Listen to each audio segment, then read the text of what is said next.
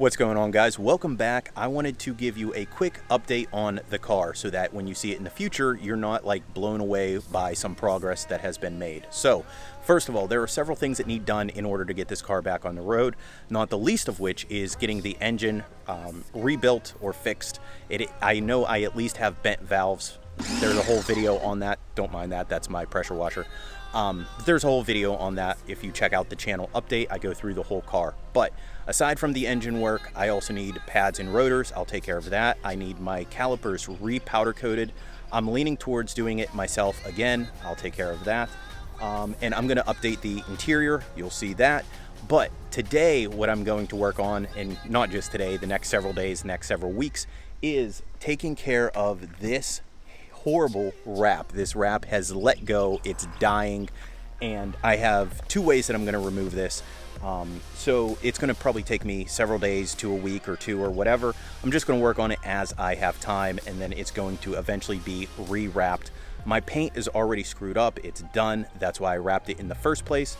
And I actually have some rust that started on my roof, and I temporarily patched that up. I'll give you more information on that in the future. But right now, the wrap that is just here, it's dying, and I'm actually hitting this with the pressure washer, which is taking this part off because it only comes off in little pieces, and then it leaves behind the adhesive, and I'm hitting the adhesive with gasoline, which takes it right off. As I mentioned, I don't care about my paint. My paint is already shot.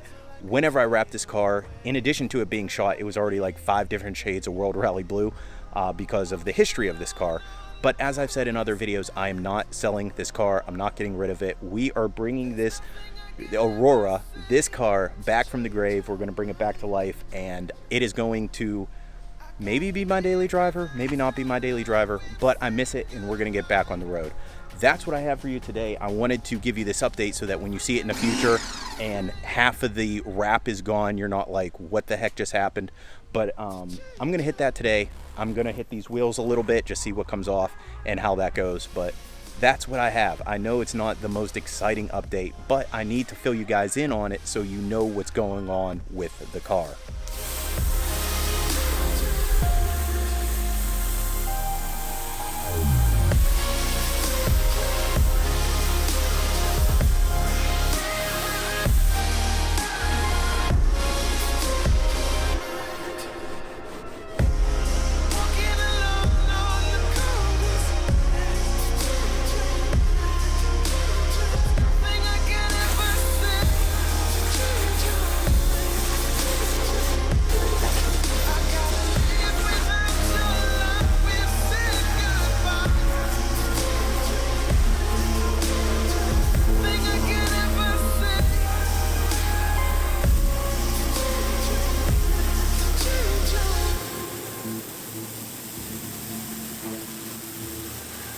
What's going on, guys? I am here on day 2 removing this wrap. I'm just doing it as I have time, but I wanted to show you a little bit of the progress that I made, and I'm just rolling this into the video that I shot just the other day. But I did remove the tint on my rear taillights. Now, as I said in previous videos, it is a different product than what is on the front headlights.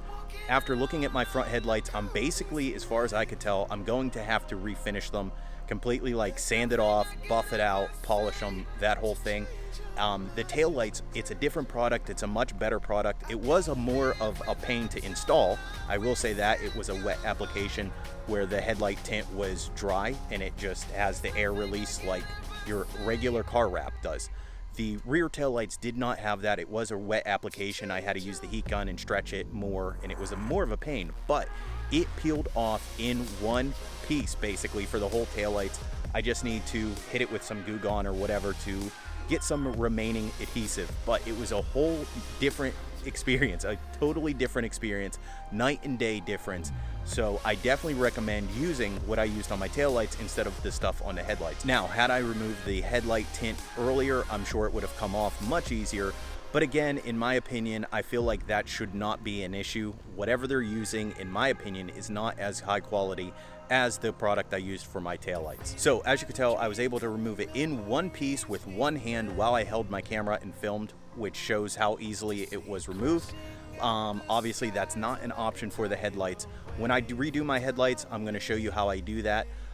Depending on their condition, I may have to bake them and split them open and repaint them as I did in the past. I have an old video on that, super old video on that. The tail lights, my passenger side tail light is all cracked. As you can see, I don't know what that's from. It is annoying. I don't know why it's like that, but I'm probably going to look into sourcing a new passenger side tail light. I can deal with it if I can't get one, but I want to get one.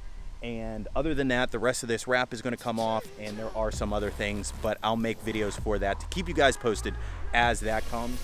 So with that being said, I'm going to roll you right back into the other video. So let me know what you guys think. I want to know what color I should wrap this car next. I have some things in my mind that I want to do, but I want to hear from you guys what color I should go with. That being said, I'll catch you guys in the next one.